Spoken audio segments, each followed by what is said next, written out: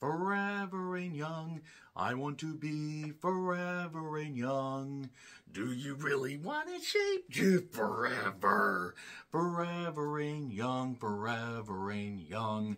Perpetrator is a Shudder original / exclusive written and directed by Jennifer Reeder, whose previous work includes VHS 94 and Night's End, that you can also find on Shudder. And it stars Kia McKernan as Johnny, a troubled Ute as it were, even though youth is actually the proper term. Ute just sounds funnier. And she commits petty crimes and other stuff to basically survive. She wants to get out of this life. She also has a troubled home life, and she finds out how much more troubled her home life is when things don't go well with her father, and then she is suddenly sent off to live with Hildy, played by Alicia Silverstone, who tells her more about her family. And it turns out that Johnny is just about to come up on her 18th birthday, and she feels alone. La la la la la, oh poor lonely Johnny. Yeah, I had to work that in right there if you get that reference. I love you guys. And she's having some difficulty fitting in at school, and the school is certainly weird. The girls are basically told, hey, there's a lot of missing girls going on. There's this other subplot that we get into a little bit later. And just the overriding fear that girls are in danger and they must dress accordingly, act accordingly, and make sure that they, play their role in society properly. And then things get really weird for Johnny once her 18th birthday hits. Hildy knows a lot about her, tells her a lot about her family life and her family tree that you could say could use a little trimming, but let's just say that whole family lineage, weird shit starts happening, and there is a certain gift that Johnny receives on her 18th birthday, and she has to figure out how to use it and really fight back against evil that is literally right in front of her and all around. The thrill of evil was all around us.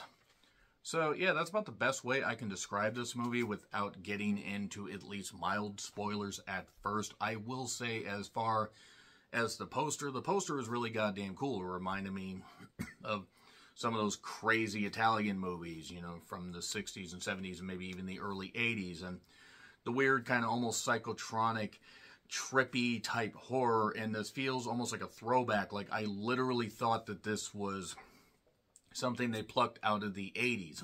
Because the nice thing about this is it feels a little bit timeless. Jennifer Reeder, while I didn't necessarily care for Night's End, I thought had a couple neat little ideas. VHS 94, while uneven, did still have some good ideas. And another VHS movie apparently is coming out sometime this year.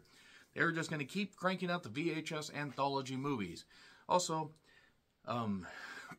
Kia or Kaya, if I'm mispronouncing, I apologize. Kaya or Kia McKernan plays the starring role perfectly. I have not heard of her before this, and I will check out more of her work, and hopefully she gets more roles, that show off her skills like this. And the rest of the cast actually does a pretty good job. Alicia Silverstone has had an odd career. I mean, she went from Clueless. She had The Babysitter also. That was weird.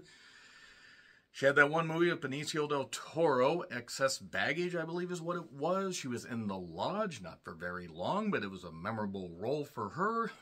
And as for this movie, it's basically about womanhood, becoming a woman, and understanding that there are a lot of evil goddamn people out there, and that really you need to be on your guard at all times, and that men are creepy.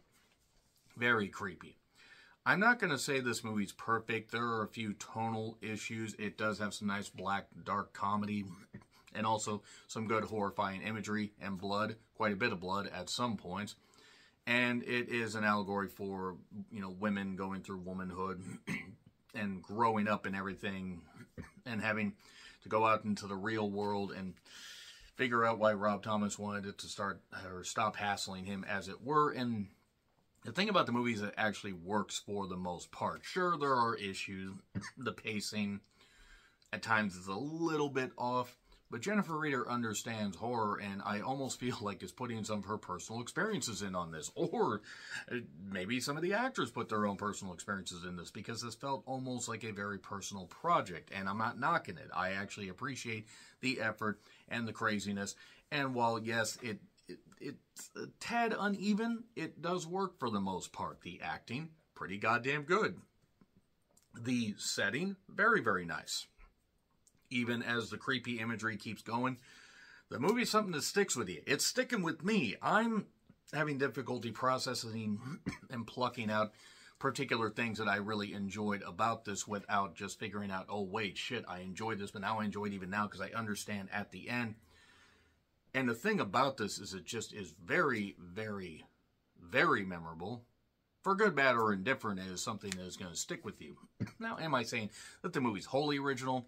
No. And again, there are issues that I have, with a few things to keep it from being exactly one of the best films of the year. But to me, this is kind of along the lines of Infinity Pool, maybe a little more dialed down.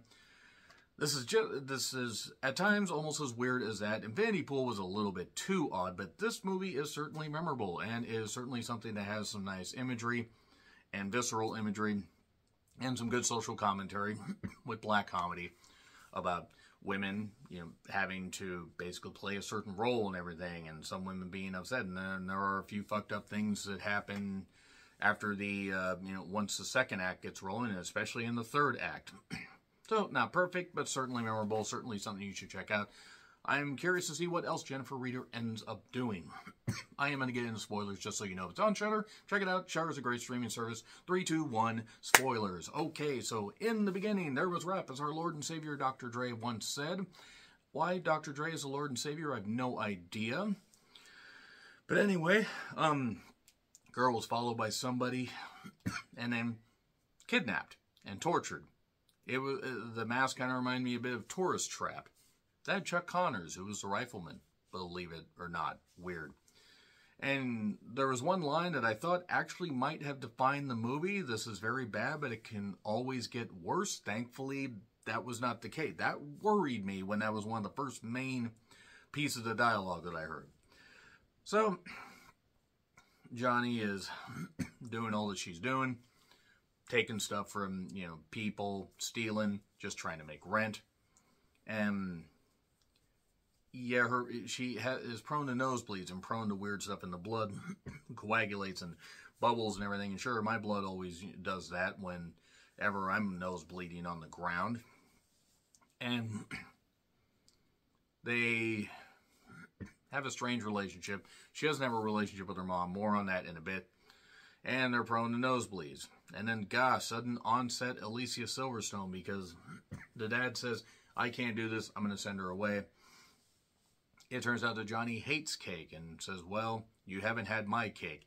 Is that a euphemism? Because I'm not opposed to Alicia Silverstone, but I'm just going to move on from that. I really probably should have left that one in the drafts. And then she's checked out at the new school. Well, you're going to need a waiver if you decide to, you're going to need to see a cardiologist when you go to school. Or if you get into sports, rather. Well, why is that? Well, you have a heart murmur, almost 2 hearts, maybe 3. Bit of an odd thing for somebody to say. And his counselor, by the way, has like a nose job thing, on her face. So, as opposed to a nose job on the back of her head. So, that woman's kind of almost almost a side character about how women do everything they can, surgeries and whatever, to attain the perfect look. That's a nice little thing Jennifer Reeder did there, a nice little thing that people dived into at times with their own issues. And then there are clippings of missing girls in someone's locker. Also, on her first day, Johnny resorts to just stealing stuff from people. Why? Why the hell not? Because that's what she does. It has a very 80s synth feel from the music down to the goddamn dialogue. I don't know how dialogue would have a synth feel, but it just does. Does cunnilingus still count? Was asked during a trip through the cemetery. Bit odd there, because earlier Alicia, or not Alicia, but the school counselor had asked, hey, are you sexually active? Oh, what a fucking waste when she found out that it still counts. Oh, man. And there are dreams of blood, lots of blood. And the teacher and principal is a creep. A little more on that later. Danger lurks around every corner. There's also self-defense classes taught. They do a test of a school incident. I'm just going to say that right there. I don't want to say the word, but they not Columbine, but something like that. Something more dialed down. So Johnny says, "Well, let's let's come together on this whole thing with these other girls, because these other girls are like, oh shit, we didn't survive this mock school incident." And Johnny says, "Hey, pay me and I'll doctor the report," which she never ends up doing. Hildy, played by Alicia Silverstone, says, "Don't be stupid and selfish. Don't steal this stuff. Pick something that you stole and eat it." So Johnny eats lipstick. That's kind of a thing where don't do that and actually understand your role, but also don't steal from people. Don't take stuff that doesn't belong to you. Everyone at school is weird. Girls go missing all the time with something, and unfortunately that is kind of the case, and everybody's kind of numb to it. I mean, in real life too. 18th birthday. It's a bloody cake. An allegory for womanhood and growing up. And we're 40 minutes into this is what I noted, and weird stuff's happening, but I'm like, okay, it's an hour and 40 minutes long, and I'm like, I'm not wanting it to speed up, and I'm like, can we get to something? Because it feels like this movie has a lot to say. Can we get to, something big? And then right after that, we get, after she eats the cake, she, too many pronouns, pal, sorry, Vince McMahon, Johnny throws up and clogs a toilet with all this blood and all this coagulated, visceral fluid. She's freaking out. We see numerous heads and shots. It's like we're looking through a kaleidoscope. And it's called forevering. This spell is called forevering. It's in a long lineage, not just in this family, but others. Basically, they can mimic people. Feel their feelings, like women that feel everything, how women's feelings are heightened once they reach a certain age and stuff like that. And I mean, not that women are the only ones that can do that, but that's kind of another thing about it, a jumping off point, and something that factors into the movie a little bit later with Johnny and her feelings. And Hildy is a bit off. Alicia Silverstone playing a lot of beat-off characters, offbeat characters. Probably should have reworded that. Let's just move on. And the mom was a fiend's fiend because she doesn't know anything about her mom. She doesn't know anything about her. She knows that she hasn't seen her mom in a while. Her mom has not been in the picture. More on that in a bit. There's another girl that shows up, or they had shown up a little bit, that was throwing up on the first day of school. And it turns out that she had a baby and was trying to possibly get rid of it because she was too young. And then there's other weird shit that happens. It's kind of hard to explain unless you're actually watching this shit. If I wasn't going to get in trouble for using the footage, I would absolutely use it. You must learn to use and harness it and use it to your advantage.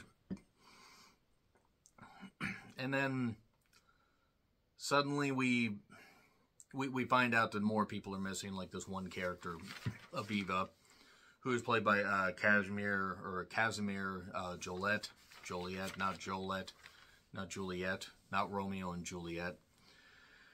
And then she's with some friends that are going to play up something so they can break into this house and do something.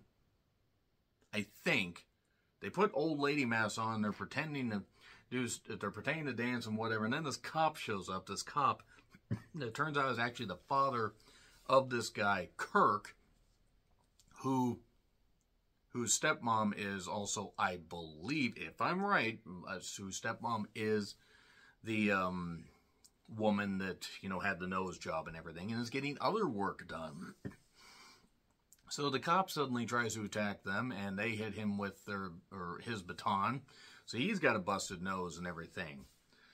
And then suddenly there's a sudden romance with the character earlier that was throwing up, and that was really goddamn strange.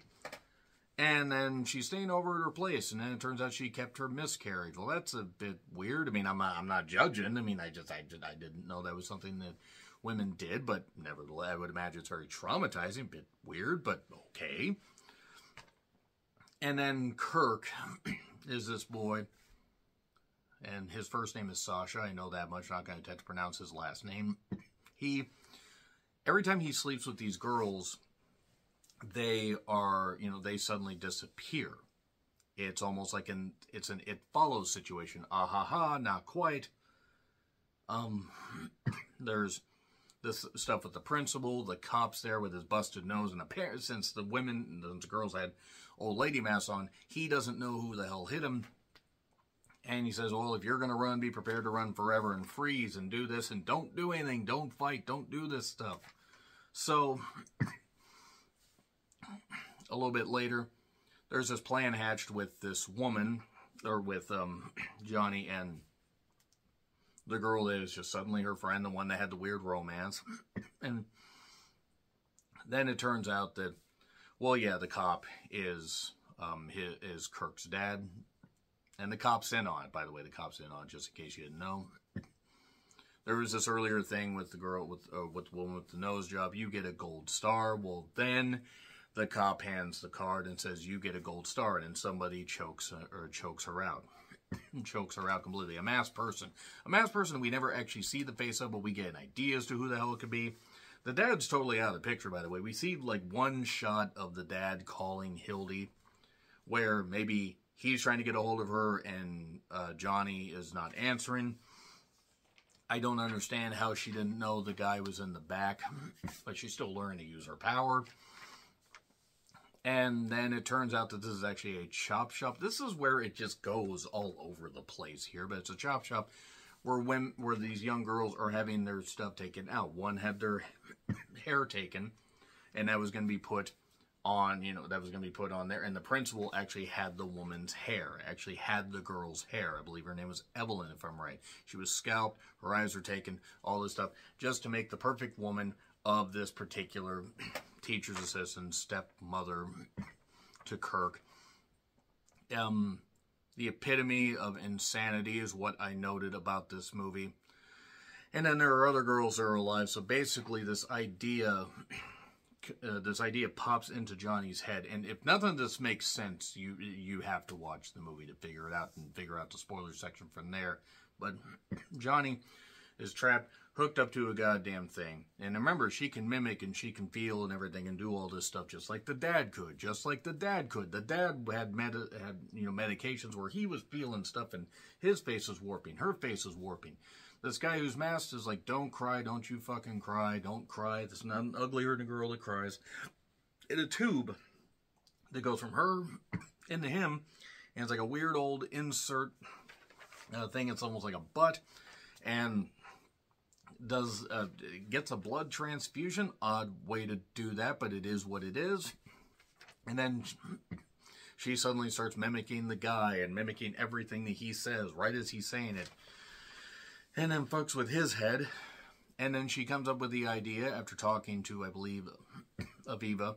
Hey, or somebody that looks like her. I mean, they just got to where they were just chucking characters at this point. But I have this idea. I have this thing. Pull this deal out of this wound here.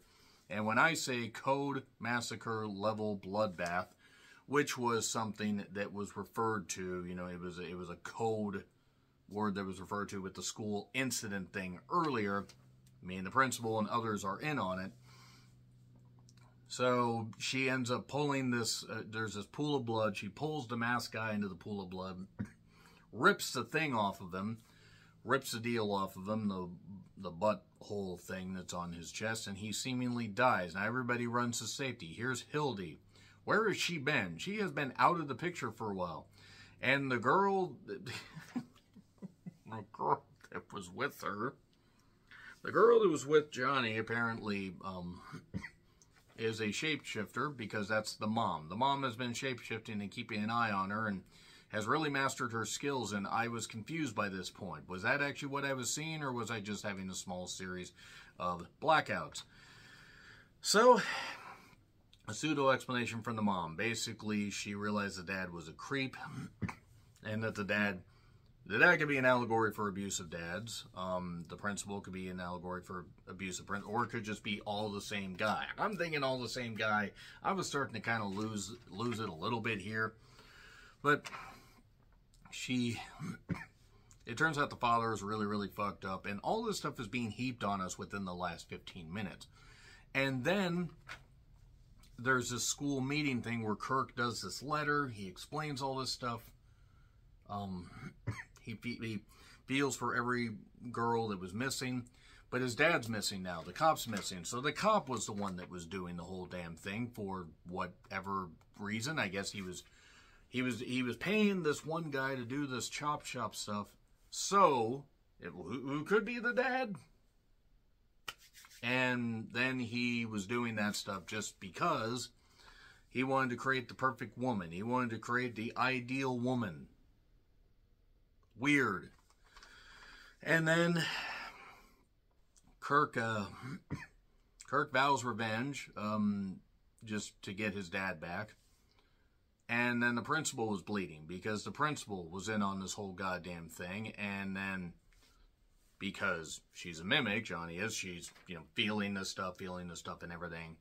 And she has that wound, pretty much emphasizing what was going on there. And then she was like, oh, fuck me. But then everybody starts chanting, fuck me, and a little bit odd there. I sat through Infinity Pool, though, so I could definitely sit through this. And then, yeah, the mother arrives, sees the principal, and the principal apparently knows her very well. Like, oh, I see, I'm the shapeshifter. You know all this, and this shapeshifting stuff is a little bit weird. And then she has him in the van. Johnny gets in the van, and then the principal, dad, character, whatever, the voice of the past, ghost of the past, tries attacking. And Johnny rips out the heart and says, what are we going to do with this? Well, never mind that. Let's go to Alicia Silverstone and her offering her cake to a bunch of young women. And that's it.